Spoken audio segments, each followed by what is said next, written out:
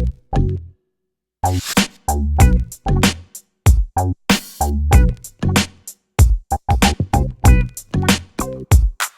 what's up everybody? It's Rox and I am coming to you today with a review for Love and Hip Hop Hollywood Season 2 Episode 4. So before we get to the video, a couple of house cleaning, actually just one housekeeping item today, and that would be the subject of people stealing my videos and posting it on their own YouTube page. So I just want to remind you guys that whenever you guys watch my videos, I want you to be clear that you're watching the videos on my channel, and the easiest way to tell that is if I have a large number of views, or if the video that you're watching of me only has 15, 20 views, and you know the video's been up for some time, then most likely that is not on my channel. It has been stolen. You can check and see what the name of the channel is, and if it's anything other than itsrox, it has been stolen from me. Trying to get a handle on that. It's been happening a lot, and you guys do let me know, and I'm hoping that you guys will continue to let me know anytime you see any videos that are not on my channel that are mine. Continue to flag them and, you know, let me know, and I will report them and get them taken down. But yeah, it's annoying. It's a nuisance. Doesn't really take too much out of your pocket, but you know, you just don't never know how these things can turn out. So you just try to, you know, I'm just trying to keep a hold of it before it just gets out of hand. So yeah, you guys, a minor annoyance for the day. Other than that, you guys, Love and Hip Hop Hollywood was not too much to talk about. So you guys, with that all being said, let's get to it, shall we? Tanda and Willie, that's the newest couple on Love and Hip Hop Hollywood. I said Mona on episode 5. All right now. We've seen Willie, okay, and we know he is the really fine member from, former member of Day 26. He and his wife Shonda have moved to LA from Chicago, basically on a hope and a prayer that their 6-month savings will sustain them until they can get some other shit going. Willie is trying to embark on a solo career. It's just taking a little bit longer, a little bit harder than either of them expected. Not only that, but Chicago is not quite as expensive as it is in Los Angeles. Okay, so Shonda is worried. Is it Shonda or Shanda? Yeah, whatever the name is. Don't she kind of look like a real thin Johnny Blaze? She just looked like her without just like the, you know, the mouth situation. But anyway, she's worried because they have a family. So she's just like, baby, I will get back on the pole should I need to. Okay, that's right. Shonda was once a stripper back in Chicago, and she said she ain't got no problem with getting back on the pole because, you know, she's got these kids and she's got this family, and if he can't quite make it happen, then damn it, she is willing to make it happen for them. Now Willie, I was cracking up when he was just like, okay, I'm just gonna be keeping it real with you. Some of these bills ain't gonna get paid right away, but they will get paid before they get cut off. I was just like, nigga, there ain't no truer words ever been spoken on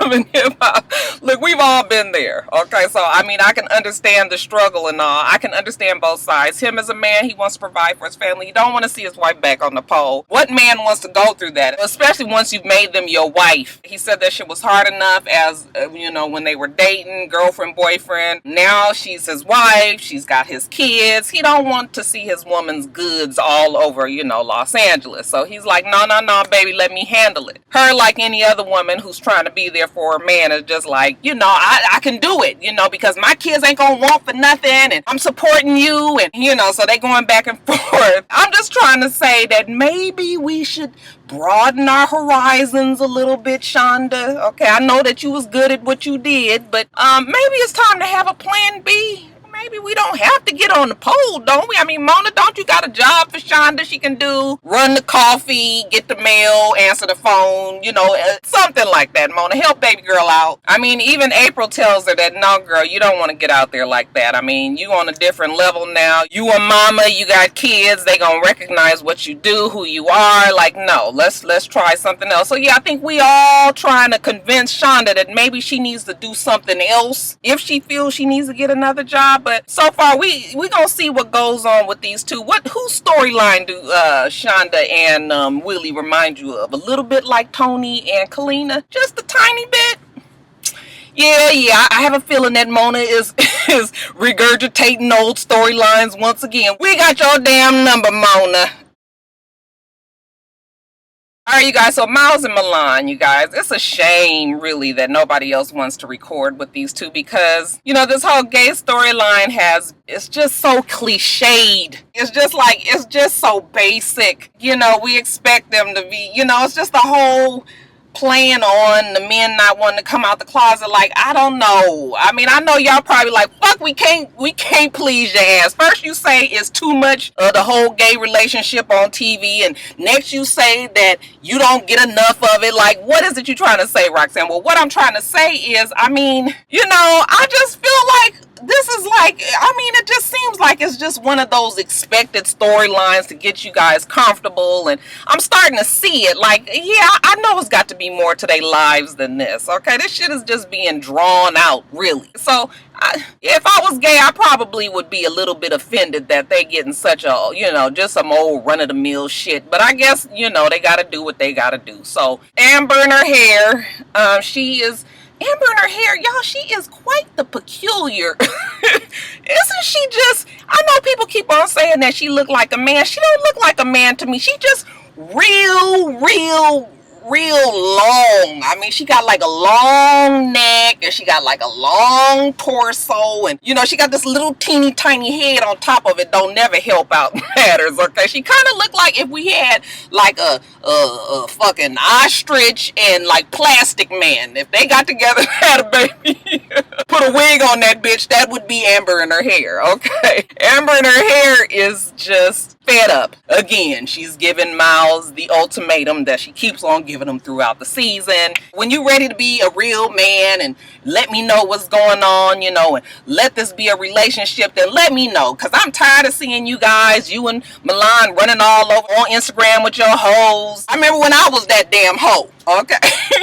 She just still ain't, you know, she ain't putting the picture together. Her man is always with Milan. Okay. That's what I'm saying. It's just sort of like, Miles says that he knows it would be easier to just lie to her and tell her, you know, that he's met some other woman and, you know, so that she can get on with her life. But she deserves more than that. Why the nigga lying to her? I was just like, nigga, please.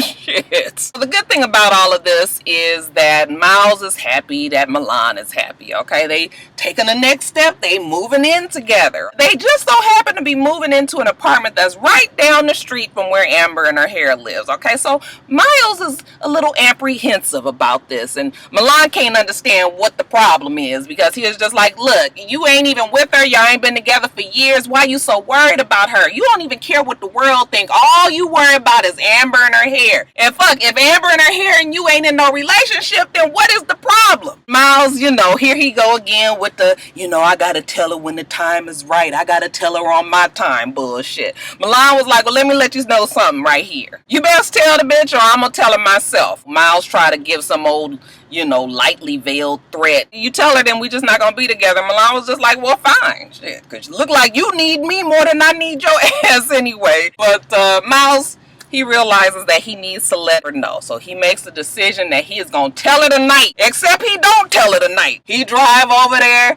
and while Amber in her hair, you know, is combing her hair in the fucking mirror or whatever, he decides that again, this is not the right time and she deserves so much more. So he don't go in there. He don't tell her shit. What he does do is he go over his auntie house and he spend the night. Okay, just to clear his head. Granted, this is supposed to be the first night that him and Milana's in their apartment together, but you know, he got to get his mind straight. So he go to Annie house. The next day, he come on home. Milana's just, I mean, the Negro is hot, 98 hot. I was just like, bruh, you just a little too turned up right now, cuz. I mean, damn. He want to know where Miles been. He said, where were you? And Miles is like, I was at Auntie house. He said, no, you wasn't at Auntie house because I followed you. That's right. Okay, close your mouth because you cold busted. That's right.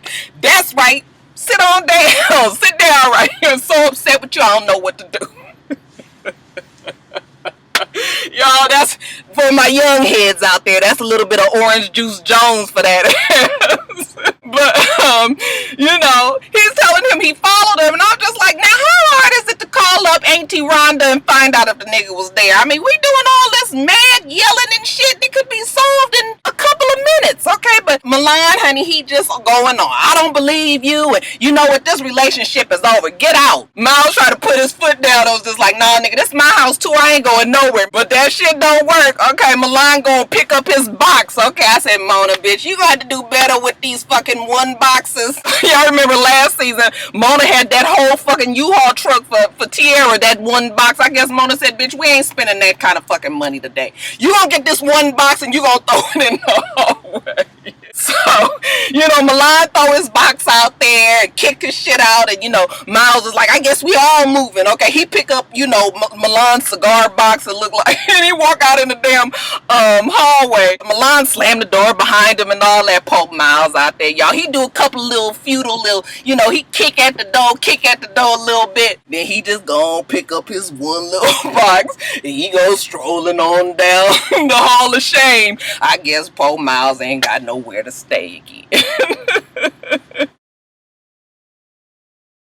Moniz and her mom. So you can already tell that this is a difficult relationship to talk about. What y'all feel about Moniz's mama? I wasn't quite sure if Moniz's mama is entirely too hard on Moniz, or if Moniz just been on that bullshit so long that mama ain't got time for the bullshit no more, okay? When we think about the shit that Fizz said about Moniz last season, and then when we couple that together with the shit that mama is saying this season, it lets you kind of know that Moniz's priorities ain't been right. And we know that. We see that when mama asked her, like, well, what you got planned for your life? And, you know, she's talking about her music and her singing career and all that. And then the mama was like, what about Cameron? That should be number one on the list. You stop running behind these niggas. You stop talking about these rubber damn dicks and do what's important for your child. So, yeah, I guess I'm leaning towards the mama, but damn, she just so fucking abrasive and just so, I mean, I can see a lot of Moniz in the mama, actually. They have similar personalities, even if their outlook is a little different. So, Moniz was like, well, I know about all that. I need to get that together too, but you know, I'm trying to get it together, mama, okay? I got this new man, and she said, oh yeah, the Richie Dollar nigga. I heard about him. What's the nigga real name, okay? I know his mama ain't named him Richie Dollars. Right now, we already know that the mama is looking at Rich Dollars with the side eye. Again, we can't blame mama for that, okay? Richie Dollars has been about the fuck shit for all these seasons that he's been on the TV, okay? So Moniz ain't really batting, 1,000 with the mama. Mama says she want to meet Rich. Moniz says, okay, we can do that. Mama says, well, what if I don't like him? She says, well, I'll take that into consideration, but that don't mean that we gonna break up. Mama says, okay, that's cool. Okay, I already know that y'all ain't gonna be together no length of time anyway, because you like to change quite a bit. That's all in your character, so.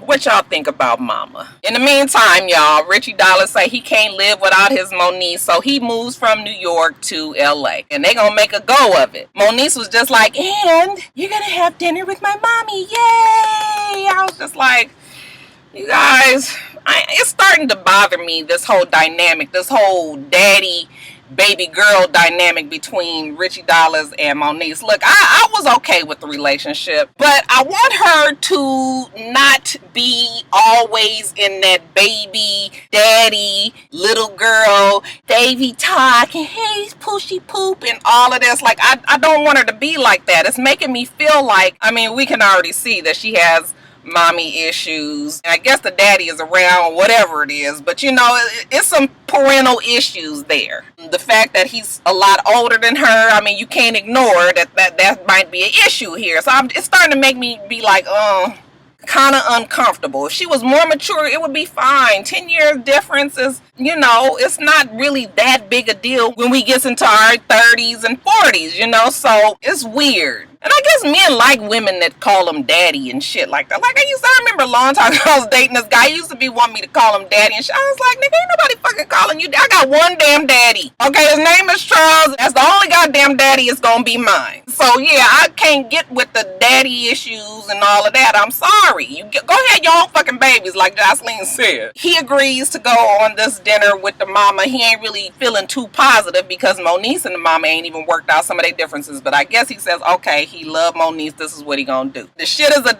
fucking disaster. He get there, mama get there, and honey, the drill sergeant is on 100 already, okay? We ain't got a hug. Let's just shake hands right here. What is going on with you and my daughter? Are you guys dating or you just playing the field? Is there a future here? You my peer, okay? We in our 40s. He was like, no, I'm not quite 40 yet. And she was like, well, let's round up to 40, okay? And let's round her up to 30. And he was like, okay, well, let's round you up to 50. Or she was just like, oh, nigga, you want to go there with it? Okay, we can do this or we can do this. I think she's more comfortable with this. So then she says, you know, I looked you up. I see that you ain't paid your child support. Okay, Richie Dollars. Where them dollars going? Well, Richie Dollars is now offended. Like, well, you know what? Now you want to get all in my shit? I done paid so much child support on my babies that, you know, I paid for 1 year tuition at Fisk University. I was just like, well,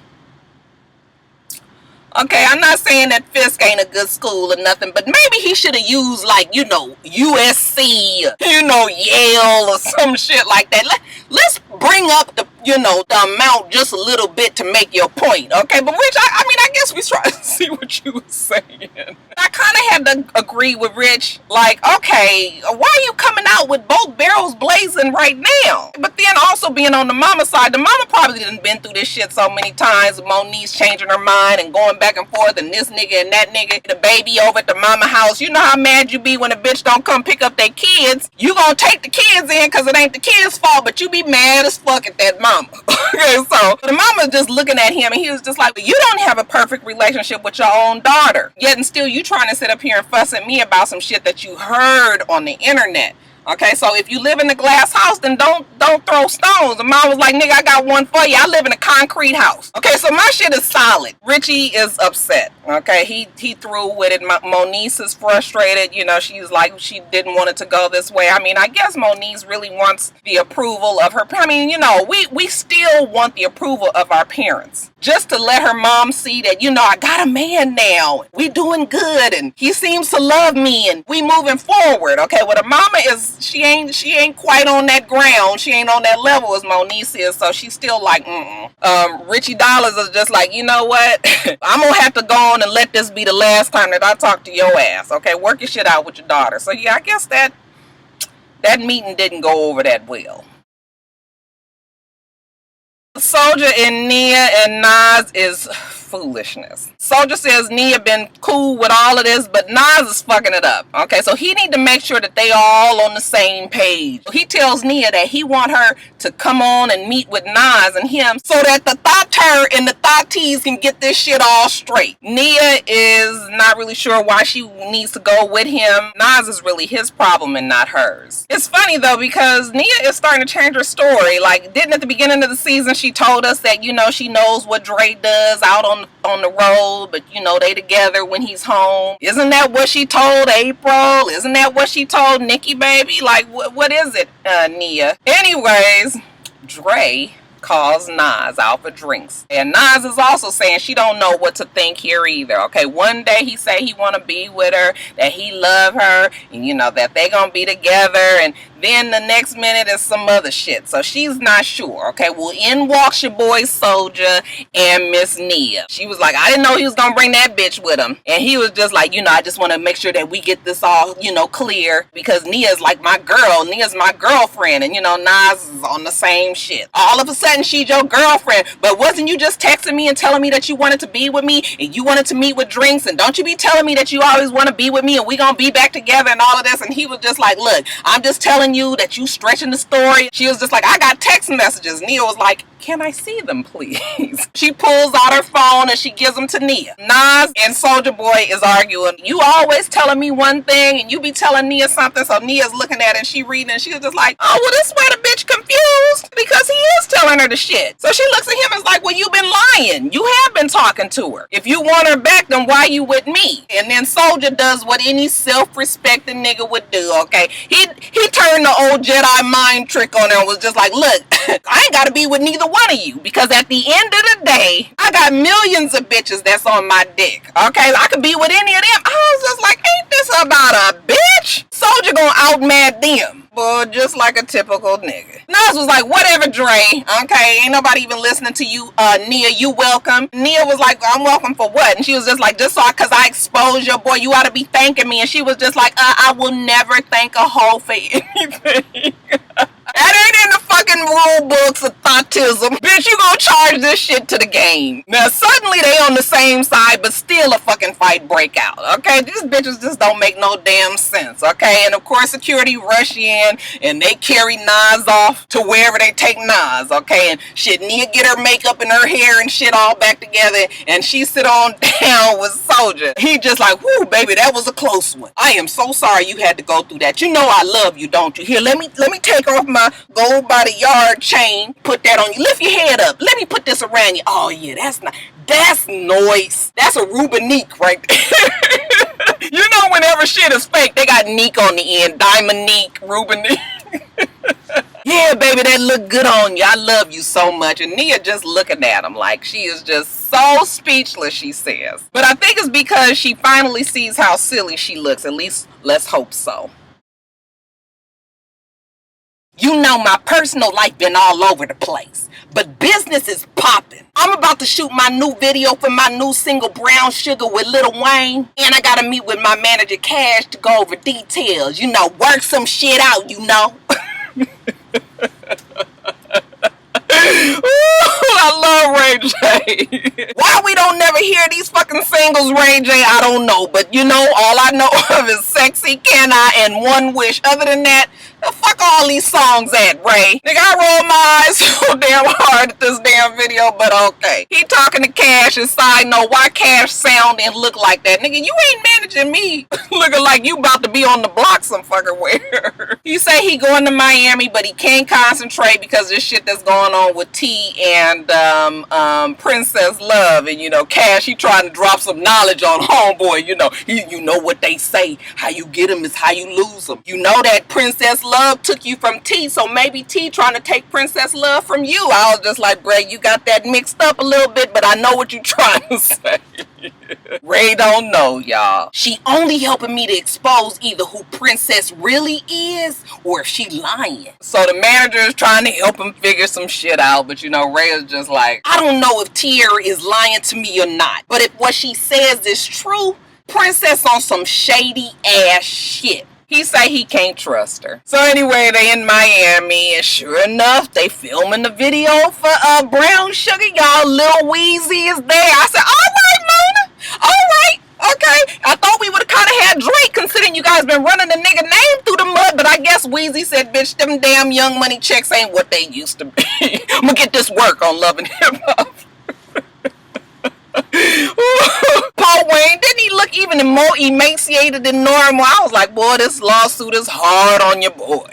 Shit. In the meantime, we find out that Princess is there with him in Miami, but she been cooped up at the hotel as usual. Ray don't never let her come to nothing, but she go down to the set because she want to find out if Ray did find out about the shit that she had told Tierra. Ray J come off his shoot and he see her and he's just like, what the hell you doing down here? You know I can't concentrate when you around. This shit with you and Tierra is driving me crazy. I told you to stop fucking with her. She calling me, telling me like, okay, I'm talking to Princess. Like, she invited me down to Vegas this weekend. Like, me and her gonna go down there and wild out. Like, what's that all about? She was like, aha, I'm right. You are talking to that bitch. I don't understand why it's so easy for her to just reach out and tell you every goddamn thing. But I knew it. I knew you was still talking to her. You don't even respect me. He denying it, but she was just like, you know what, Ray J, you is unloyal. And I don't even know why I'm here. You know what? You can't be with me. The only way you gonna appreciate me is if I'm not even with your ass. She tells him that she's out, but Ray J already have it fixed in his mind that she ain't been right. She ain't the Princess Love that I thought she was. She says, you're not a man because you let my ass go to jail. What real man lets his woman go to jail? Okay, so because of that, I'm out. She throws her fucking water on him, throws her water bottle at him, and she calls him a bitch ass nigga. Okay, and she walk off on down the way. So I guess that's